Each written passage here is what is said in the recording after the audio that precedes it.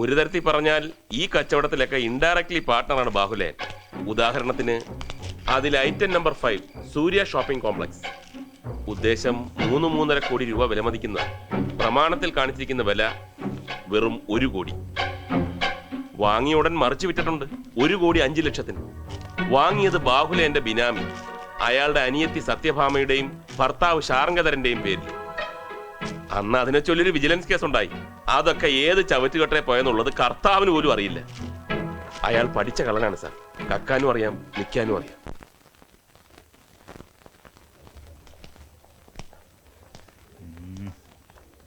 എവിടോ താൻ പറഞ്ഞ മേമനാമ്പൂരി കാണുന്നില്ലല്ലോ? എത്തും സാർ, ഉടനെ എത്തും.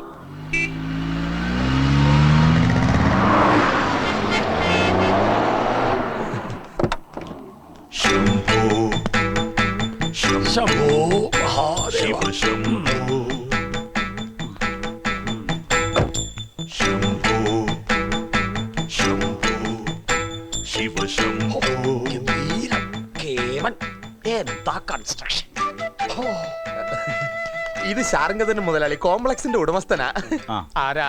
കോംപ്ലക്സിന്റെ ഉടമസ്ഥൻ ശാർങ്കധരൻ മുതലാളി.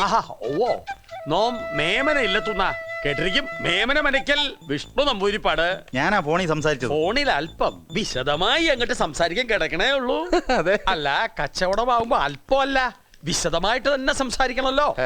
ഈ കെട്ടിടത്തിന്റെ കന്നിമൂല എവിടെയാ? അയ്യേ, കന്നിമൂല. കണ്ണമൂല എന്ന് കേട്ടിട്ടുണ്ട്. അതങ്ങ് തിരുവനന്തപുരത്തില്ലേ? കന്നിമൂല നിശ്ചയില്ല. ശപ്പൻ. ആരാ ഇയാള്?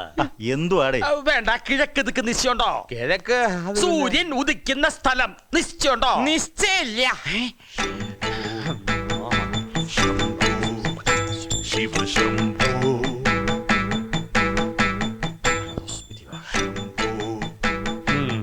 കിഴക്ക്. തിരുമേനി, കോംപ്ലക്സിന്റെ അകമൊക്കെ കാണാം. കാണലൊക്കെ കഴിഞ്ഞു.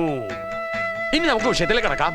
ഉമാദത്തൻ നമ്പൂതിരി മേമന എന്റെ മകൻ. അവൻ ഗൾഫിൽ അറബികളോടൊപ്പം ചേർന്ന് കടലിൽ നിന്നും പെട്രോളും മണ്ണെണ്ണയും ഊട്ടണു. ആ സൂത്രം ഒരു 3-4 ഉണ്ട്. എന്താ അതിന്റെ പേര്? റിങ്ങോ എന്താന്ന് വെച്ചാൽ അത് കിട്ടണ കാശ് മുഴുവൻ വെള്ളത്തിൽ അങ്ങോട്ട് ഒഴുക്കാതെ, അല്ല മുടക്കാതെ, കുറച്ച് കരയിലും കൂടി മുടക്കാൻ നോം അവനോട് പറഞ്ഞു. എന്നാ പിന്നെ എല്ലാം അച്ഛന്റെ ഇഷ്ടവും അവനും പറഞ്ഞു. അപ്പോഴാ ഈ കോംപ്ലക്സ് വിൽപ്പനയ്ക്ക് ഉണ്ടെന്ന് ഏതോ ഒരു കൊശവൻ പറഞ്ഞത്. ആ കൊശവൻ ഞാൻ തന്നെയാ. ഓ, അസലായി. ഏതായാലും ആ തീരുമാനം വളരെ നന്നായി. ഏത് തീരുമാനം? മനസ്സിലായില്ല. കോംപ്ലക്സ് വാങ്ങാനുള്ള തീരുമാനം. അതിന് വാങ്ങാന്നോ തീരുമാനിച്ചില്ലല്ലോ. ശപ്പൻ. എന്ത് മാസ വരുമാനമുണ്ട് കോംപ്ലക്സിൽ നിന്ന്? 3-3.5 ലക്ഷം രൂപ വാടക പിരിവ് ഒരു മാസം. കിട്ടാക്കുറ്റികൾ എത്രയുണ്ട്? നോമത് ആദ്യം കേക്കട്ടെ. അതിപ്പോ ഒരു 5-6 പേരുണ്ട്. പക്ഷെ തീർന്നു പതക്കാൻ സെറ്റിൽ ചെയ്യും. ഇങ്ങനെ തിന്നണ വാഗോണ്ട് പറഞ്ഞോണ്ട് കാര്യമില്ല. ഒക്കെ കരാറിൽ എഴുതി ചേർക്കണം. അത് നിർബന്ധ. നിർബന്ധിക്കാം. പോരെ നമ്പൂതിരി? തൃപ്തിയായി. വന്നട്ടെ. ഇനി വിലയിലേക്ക് കടക്കാം. വിലപേശൽ നമുക്ക് ഇഷ്ടമുള്ള കാര്യമല്ല. ഒറ്റ വിലയെ പറയുള്ളൂ. എനിക്കും അതാ ഇഷ്ടം. നിന്റെ ഇഷ്ടം ആരാ നോക്കണേ? കൂഷ്പാണ്ട വിട്ടി ഒഴിയ ബോറൻ.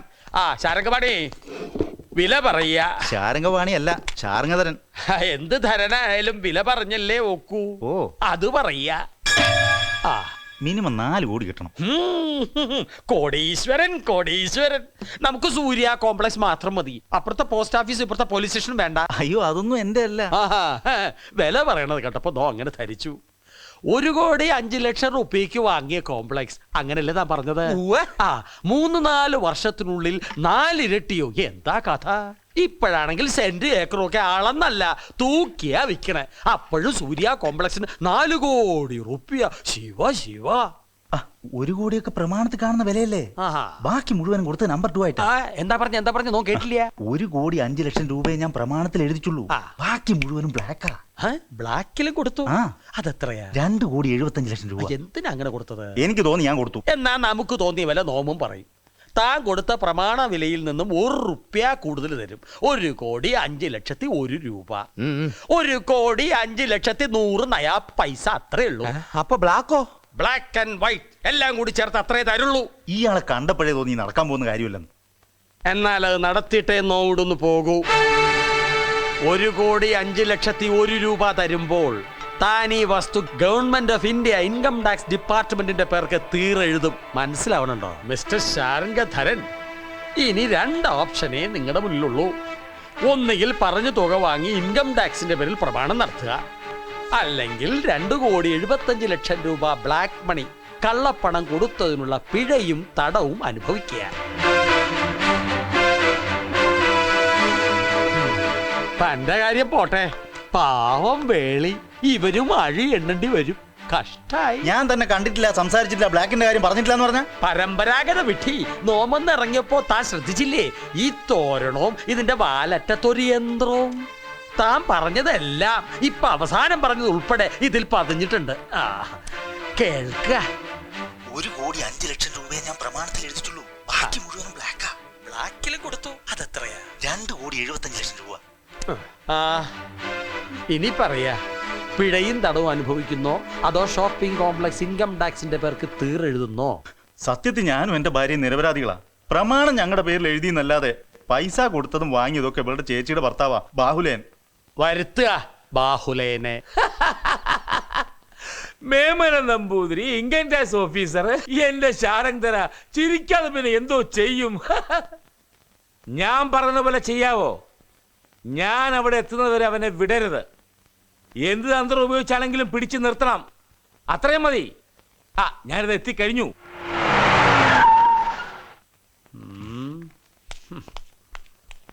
അങ്ങനെ ഇവിടെ ഇൻകം ടാക്സ് നോടുണ്ട്. നമസ്കാരം, ഞാൻ എം ബാഹുലേയൻ.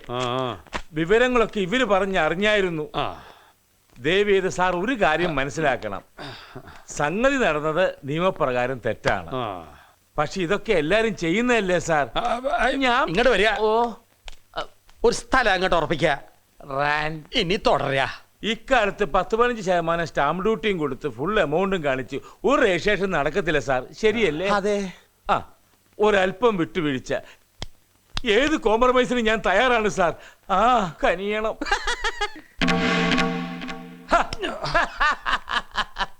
ഇതുപോലൊക്കെ കെഞ്ചിയരുന്ന് കാല് പിടിക്കുമെന്നാണോ തന്റെ വിചാരം? എടോ, ഈ ബിനാമി ഇടപാട് മാത്രമല്ല, ഇതുപോലെ വേറെ ബിനാമി ഇടപാടുകൾ ഞാൻ നടത്തിയിട്ടുണ്ട്, നടത്തിക്കൊണ്ടിരിക്കുന്നു, ഇനി നടത്തുകയും ചെയ്യും. ഇതെല്ലാം ചേർത്ത് തള്ളി അങ്ങോട്ട് തരാം ഇൻകം ടാക്സിന്.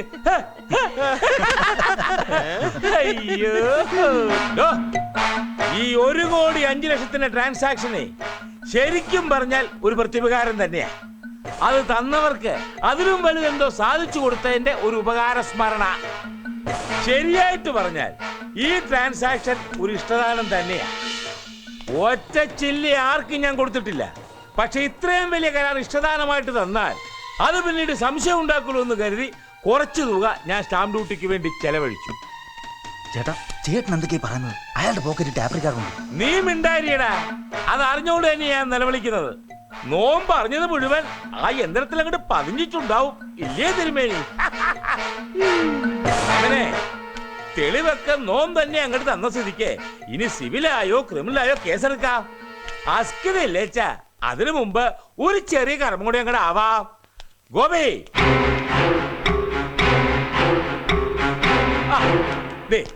ഈ വരുന്ന സാറ് ചോദിക്കുന്ന 4-5 ചോദ്യങ്ങൾക്ക് വളരെ ലൈറ്റായിട്ട് ഉത്തരം കൊടുക്കണം. ചെറുപ്രായത്തിൽ നമ്പൂരി കൗവീനത്തിൽ മുള്ളിട്ടില്ലേ, അതിപ്പോൾ ഇവിടെ വെച്ച അണ്ടർവെയറിൽ ഞാൻ ജയിക്കും. ഗോപി തൊട്ടങ്ങ്. ഇൻകം ടാക്സ് ഏത് ഡിവിഷൻ, ഏത് സർക്കിൾ, ഏത് വാർഡ്, എന്താ അതിന്റെ ഡെസിഗ്നേഷൻ, ആരാ അതിന്റെ senior, where is your authorisation, what's your name? പേര് വേണം നമ്പൂരി. ഞാൻ കരവന അല്ല മേമന, സെയിൽസ് ടാക്സ് അല്ല ഇൻകം ടാക്സ്. ഈ വാർഡ്. ഈ വാർഡോ? ബാഹു, പോലീസിനെ വിളിക്ക. സത്യദാസനെ തന്നെ വിളിക്കാം.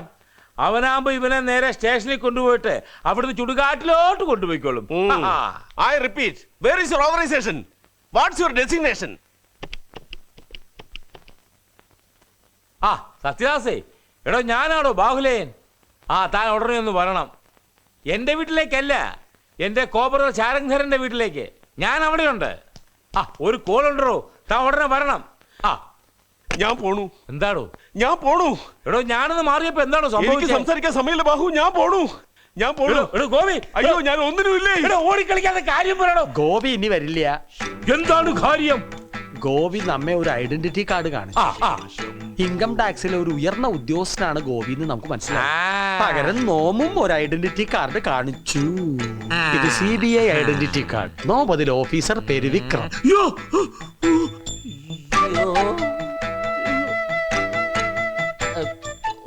കുട്ടിക്കാലത്ത് ബാഹുലയൻ കൗപീനത്തിൽ മുള്ളിയിട്ടില്ലേ? ഉണ്ടേ. ആ ഇപ്പൊ അണ്ടർവെയറിലും ആകാം. ഒന്നു മാത്രമല്ല, രണ്ടും. അയ്യോ, CBI എന്ന് വെച്ചാൽ സെൻട്രൽ ബ്യൂറോ ഓഫ് ഇഡിയറ്റ്സ് എന്നല്ല, central bureau of investigation.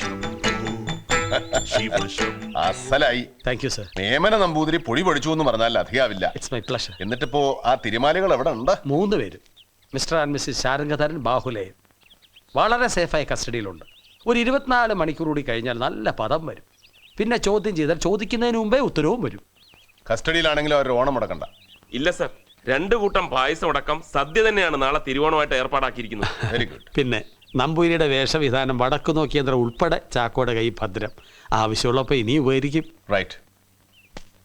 Sir, നാളെ രാവിലെ 9 മണിക്ക് ബാംഗ്ലൂർക്ക് ഒരു ഫ്ലൈറ്റ് ഉണ്ട്. അതിൽ പോയാ ഉച്ചയ്ക്ക് മുമ്പ് വീട്ടിലെത്താൻ കുടുംബത്തോടൊപ്പം ഓണസദ്യ. കാര്യം. അതെ. Thank you sir. See you tomorrow. Okay sir. I wanted to congratulate you once again. You have become an expert in disguising. Thank you sir. ബാംഗ്ലൂരിൽ ഇത്തവണ പഴയ പോലെ ഓണാഘോഷമൊക്കെ ഉണ്ടോ? പിന്നെ അസോസിയേഷന്റെ ഇപ്രാവശ്യത്തെ മാവേലി ഞാനാ. കലക്കി. കാസറ്റ് ഇറക്കുന്നുണ്ട്. എങ്കിൽ ഗംഭീരായി. കൊട